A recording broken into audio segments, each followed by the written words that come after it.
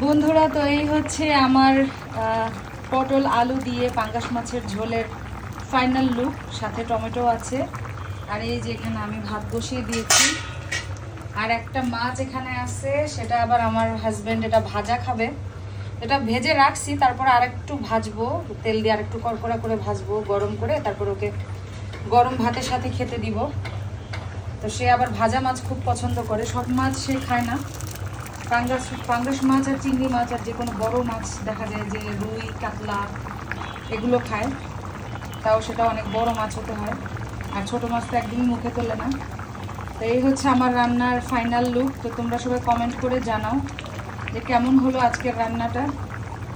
আর অনেকগুলো মাছ দিয়ে আজকে রান্নাটা করেছি। তো রান্নাটা এমনিতে অনেক টেস্ট হয়েছে। আমার রান্না আলহামদুলিল্লাহ সবসময়ই টেস্ট হয়, খারাপ রান্না করি না আল্লাহর রহমতে। তো সবাই ভালো থাকো, সুস্থ থাকো। আল্লাহ হাফেজ, আসসালামু আলাইকুম।